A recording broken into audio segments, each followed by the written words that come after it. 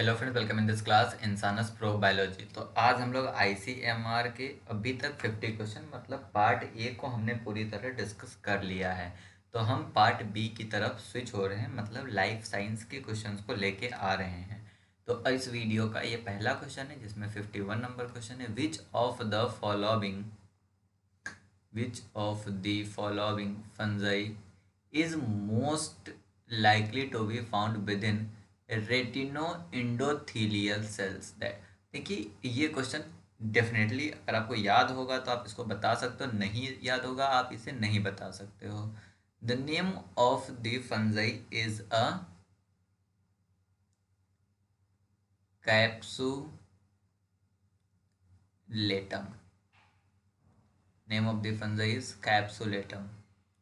तो कैप्सुलेटम जो है यह आपका फंजाई है जो रेटिनो इंडोथीलियल सेल्स में होता है।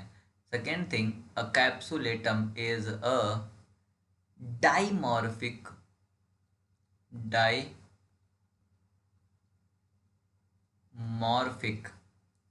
फंगस। डाइमॉर्फिक मीन्स डाई मतलब होता है टू और मॉर्फिक मतलब होता है मॉर्फोलॉजिकल स्ट्रक्चर। वो फंगस जिसमें दो मॉर्फोलॉजिकल स्ट्रक्चर्स होते हैं उसे हम डाइमॉर्फिक फंगस कहते हैं। Correct. What is the dimorphic? तो जिसमें दो मॉर्फोलॉजिकल स्ट्रक्चर्स होते हैं। अब अगर हम कैप्सुलेटम की बात करें तो यह आपका इंट्रासेलुलर, क्या आपका है, इंट्रा सेलुलर ऑर्गेनिज्म होता है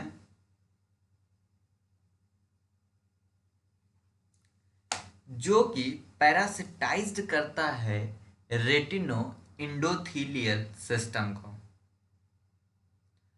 और इससे जो डिजीज होता है उसे बोलते हैं हम हिस्टोप्लाज्मोसिस, जिसमें हमारे वेरियस ऑर्गन पार्टिसिपेट करते हैं। Spleen, liver, kidney, central nervous system और अदर ऑर्गन।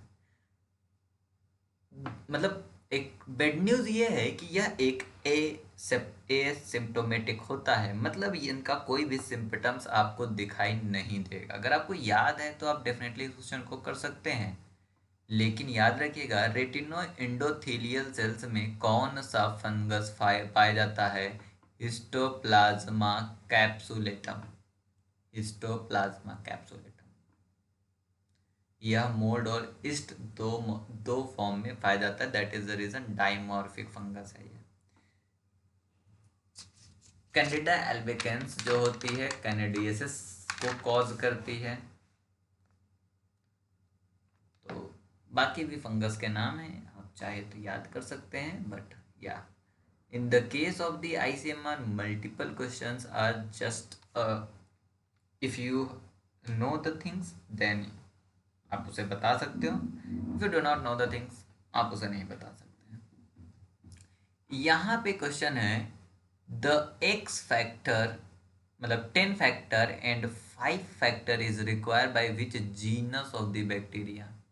तो पहले हम ये समझ लें कि यह 10 फैक्टर होता क्या है। इस 10 फैक्टर को हम बोलते हैं हेमिन। और ये जो 5 फैक्टर है, ये 5 फैक्टर जो होता है आपका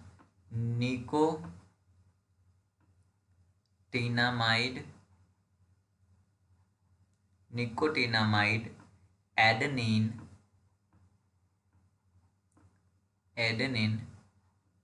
die nucleotide, nicotinamide, adenine, di nucleotide.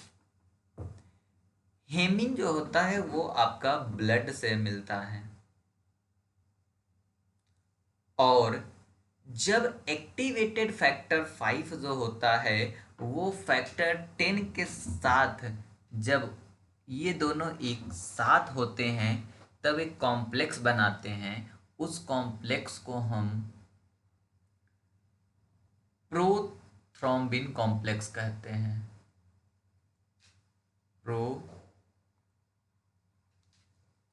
थ्रोम्बिनेज complex कहेंगे। और यह प्रोथ्रोम्बिनेज कॉम्प्लेक्स जो है ये क्या करेगा, ये क्लीव करेगा, क्लीव प्रोथ्रोम्बिन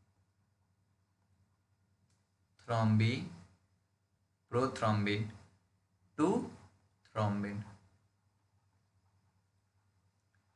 ये थ्रोम्बिनेज कॉम्प्लेक्स क्या करता है, क्लीव करता है प्रोथ्रोम्बिन टू थ्रोम्बिन।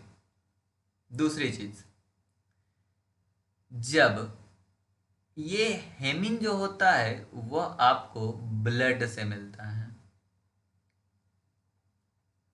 ब्लड में भी किससे, एरिथ्रोसाइट से। जब एरिथ्रोसाइट रप्चर होता है या लाइज्ड होता है तब यह हेमिन बाहर की तरफ निकलता है, और यह हेमिन जो है बाहर की तरफ निकलकर वी फैक्टर से मतलब 5 फैक्टर से कंबाइन होकर प्रोथ्रोम्बिनेज कॉम्प्लेक्स बनाता है।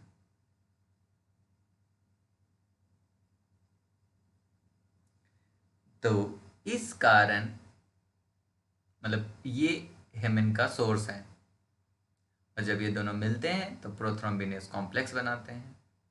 तो इसमें से जो हीमोफाइलस बैक्टीरिया का जीनस है, हीमोफाइलस बैक्टीरिया का जीनस, इनको ये दोनों फैक्टर की जरूरत होती है, ये दोनों फैक्टर की जरूरत होती है हीमोफाइलस इन्फ्लुएंजा को।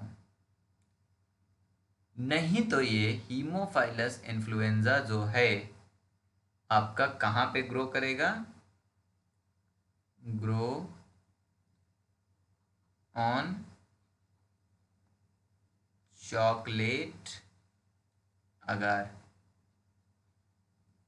But not on the blood agar, क्योंकि ब्लड में इंटैक्ट एरिथ्रोसाइट है, वहां पे उसको फैक्टर एक्स नहीं मिलेगा, सिर्फ फैक्टर 5 मिलेगा, तो फैक्टर 10 ना मिलकर फैक्टर 5 मिलेगा और उसकी ग्रोथ नहीं हो सकती है। तो हीमोफाइलस इन्फ्लुएंजा के ग्रोथ के लिए आपका 10 फैक्टर और 5 फैक्टर दोनों फैक्टर की जरूरत होती है। We move to the next question. Auto infection is seen in the life cycle. Auto infection क्या होता है, लाइफ साइकिल का कोई स्टेज जो है वह वापस बॉडी में जाकर आपका फिर से इन्फेक्शन कर देता है, तो उसे हम बोलते हैं ऑटो इन्फेक्शन। हमारे बॉडी में पहले से है कोई पैरासाइट, बैक्टीरिया, कुछ भी, और वो हमारे बॉडी के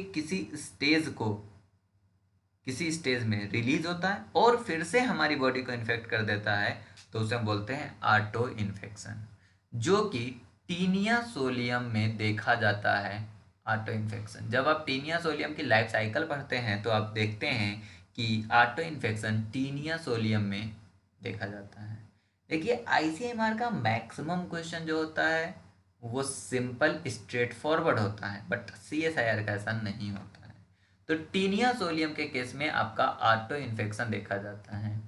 ये क्वेश्चन बहुत ही मज़ेदार क्वेश्चन है।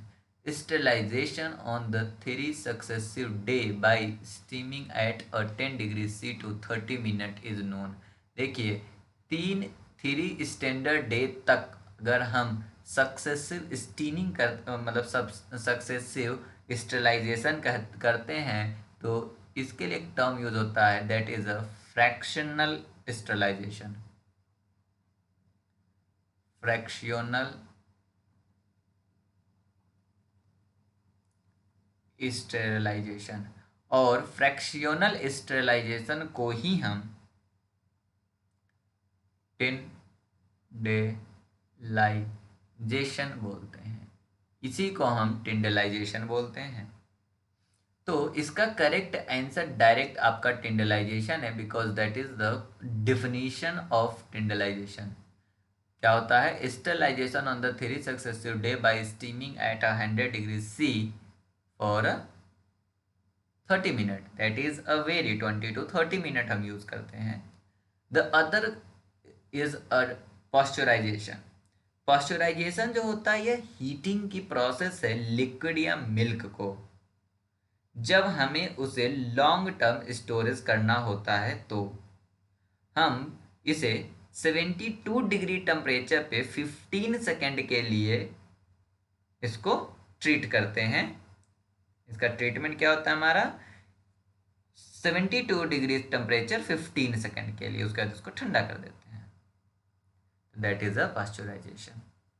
एक आपका है इंस्पाइसेशन। इंस्पाइसेशन क्या होता है, जब हमें विस्कोसिटी इंक्रीज करनी होती है किसी भी फ्लूइड की तो हम इंस्पाइसेशन करते हैं। और विस्कोसिटी हम इंक्रीज करते हैं बाय डिहाइड्रेशन, मतलब वाटर के मॉलिक्यूल को रिमूव कर देते हैं, या हम सॉल्वेंट को रिमूव कर देते हैं। सॉल्वेंट या वाटर के मॉलिक्यूल को जब हम रिमूव कर देते हैं तो उस फ्लूइड की विस्कोसिटी बढ़ जाती है and this process is called a inspissation. और फर्मेंटेशन क्या होता है, शुगर को मतलब ग्लूकोज मॉलिक्यूल को अल्कोहल या लैक्टिक एसिड में किसी बैक्टीरिया के द्वारा बदला जाता है, बैक्टीरिया के द्वारा बदला जाता है, तो that process is called fermentation. East भी यूज किया जाता है फर्मेंटेशन में। तो बैक्टीरिया माइक्रो ऑर्गेनिज्म के द्वारा शुगर को अल्कोहल या लैक्टिक एसिड में हम कन्वर्ट कर देते हैं। The next question is too easy question. There is the mesophils are a group of bacteria that grow within the temperature range. mesophils जो होते हैं यह ऐसे बैक्टीरिया है जो moderate temperature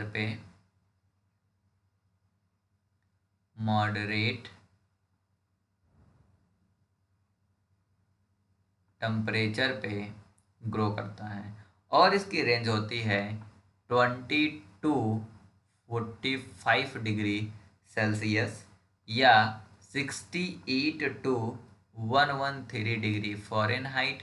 but optimum temperature जो है, ऑप्टिमम